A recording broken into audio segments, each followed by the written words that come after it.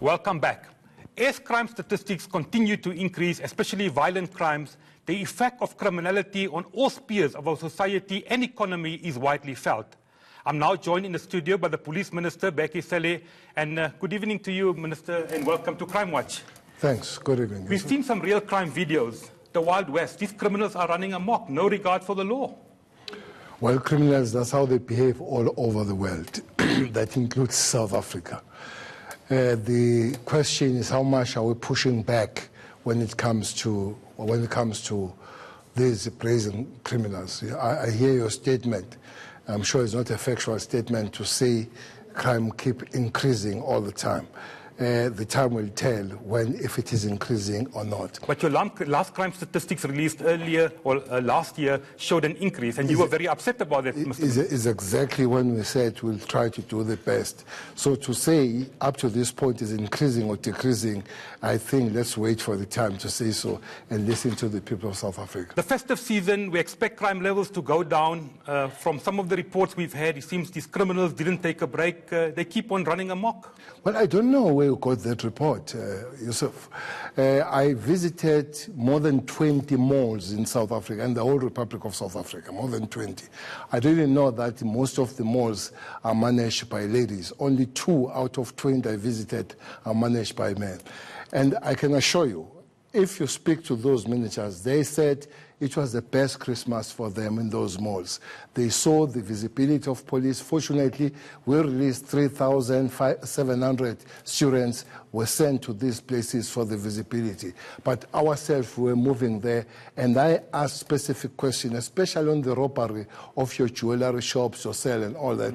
Almost all they said it was 0-0. I don't know where you get your statistics at the present moment. But how safe are we in our homes? We know house robberies, house invasions are on the increase. It is exactly that. I wish to know where you get your statistics at the present moment. It says that there was no quiet Christmas. Most of the people were saying thank you for working with them and making sure that. I agree. One terrible situation about house robberies is more of the fear than the quantity. Because house robberies, they wait for you to come in your house. House burglaries, they wait for you to get out of the house and get in. And as you relax, as you meet the family and everything, they come in. We agree, it's one of the crimes that brings a lot of fear, just like a hijack. So we call those trio crimes. We are concentrating and working on them. One thing that maybe people haven't taken notice of it. We have tried to work together with everybody. We are working with the Metro Police, the RTI, Road Traffic, even with the private, to try to broaden and work better to be able to push back on those criminals. Well, we have a question from Lasejo on Facebook, and it says, and I quote, Minister, ask the President, Cyril Ramaphosa, to help you with soldiers to be deployed in all police stations to work with police from patrols to admin, investigations, etc., just for a year, and you will reduce crime and stop bribery, and more prisons will be needed. Thank you for your question. Your response, it has come up before. Absolutely no. There is not a single soldier that has been taught how to police. All soldiers are taught how to kill. All soldiers are never given the rubber bullets. So you'll be causing a lot of problem, unnecessarily so. What we need to do, for instance, when you look at the Western Cape, they have stopped calling for the soldiers because we have upped our own special units that are trained to be police, but who have upped their games. That's why we're beginning to work better in the Western Cape. But soldiers are not meant to. On that note, you appointed or you established an anti-gang unit. There seems to be some great successes. Is it going national? As the president, it was launched by the president, and the president is exactly what he said. He even mentioned that the next one will be coming to PE. We have been in PE. We have a nucleus already, though it has been not properly launched, but there are people there in Westbury and around there. Today I spoke to people from Eldos who are working on that. It's going national, especially to the places where there are gangsters. Minister, public confidence in the police is often very low. Is it simply because the police are useless? Absolutely. If the police can be useless, somebody said, use the same statement, and I asked, If I take all the police to leave, put them in the buses and send them to Zanzibar for the holiday? Said, you can't do that. I say, why? Said, because police are protecting us. So the crux of the matter, some people will feel that the police are useless, but the majority of South Africans, let me tell you, they feel that police are there and they are helping them. Secondly, the South African prisons or correctional services are 32% overflowing, and there is not a single criminal that is mashed there.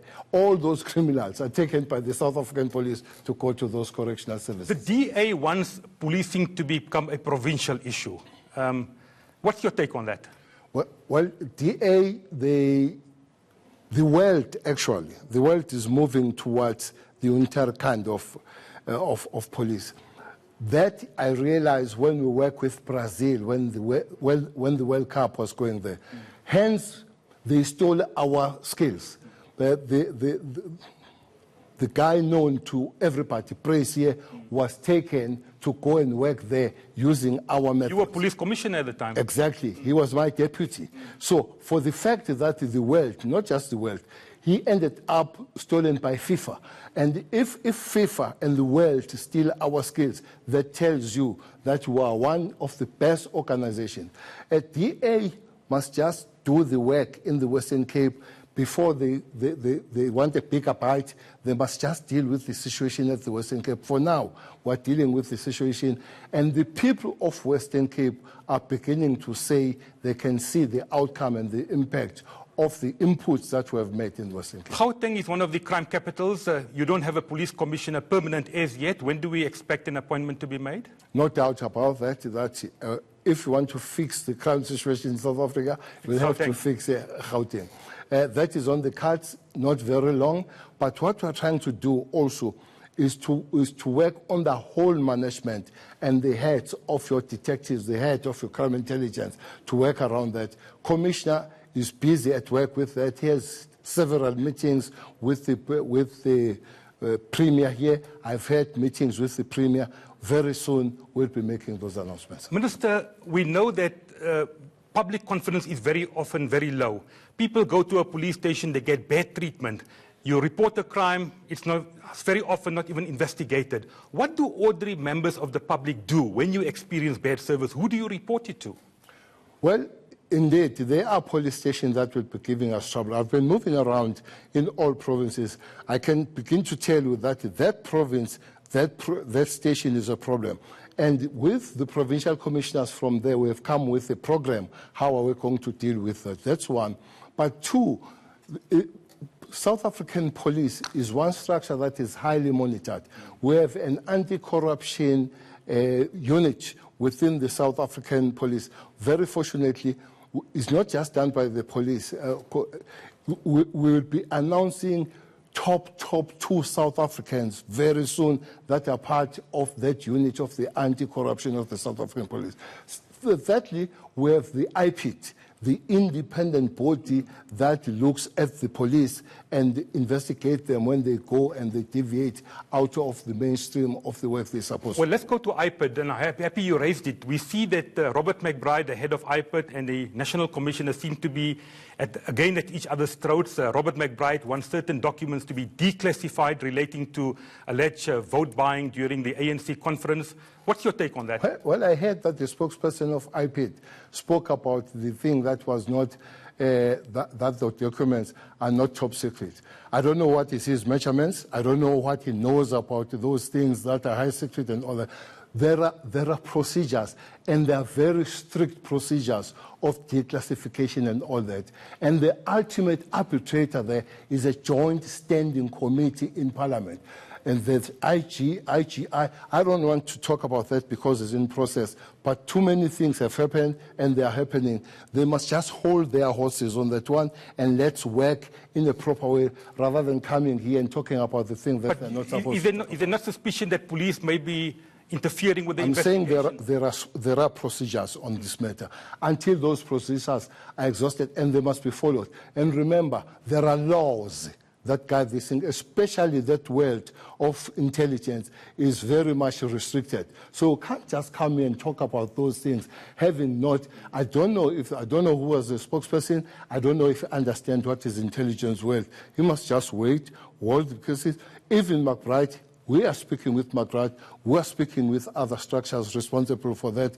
They must hold their horses on that one. So is is Robert McBride not overstepping his line of duty? Well, I don't know if he oversteps, but all of them, the National Commissioner and the IP, they report to me. So if they have any problem between and among each other, they must come to me. And they haven't come to you as yet? No. Cold cases, Senzo Meyiwa. What's the latest there, Mr. Minister? I just wish that somebody would give me a space to keep quiet about Senzo Meyiwa. How much space time do you need? We're talking years. Look, no. I haven't finished a year in this job. I haven't. So the case is carrying on for years. Yeah, for 4 years. 4 years. Indeed. But those that were there, you should have asked them why is it carrying for many years. For this time, I said as I came here, I'm putting my head on the block on this. I still maintain that. So the space is there. Senzo Meyiwa matter is going to be resolved in not a very distant future. Maybe it's enough. When? Before Christmas? Before Easter? You hope to have a breakthrough? Definitely it will be before Christmas. If you talk the Christmas that is oncoming, definitely before. And we hope that the rest will be made. Even before the Easters, that matter will have to be resolved, and South Africans will be put on a better understanding what's the story. We'll keep an eye on that. Minister, respect for the police is a problem. Cop killings, our policemen are being killed, one of the highest rates in the world. Last week we saw in Durban, in Shallcross, how the police were treated by suspected supporters of a drug dealer. What do we do to regain the trust in the police to safeguard their lives? What do we do? Well, there are sweeping statements that are usually not supported, Yusuf. This thing that we're one of the highest. I always read news of the police killed in their numbers, whether you go to places like Brazil, Mexico, and other countries.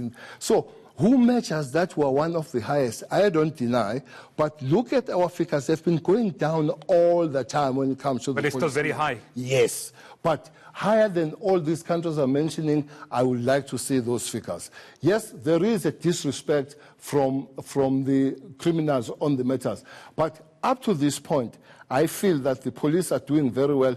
Remember another thing, we are policing in the country where there are human rights, and we measure those kind of behavior of the criminals who has no respect for any human right of any law, vis-a-vis the police that must respect the human rights and the law. But we are calling on our police to be tough within the law.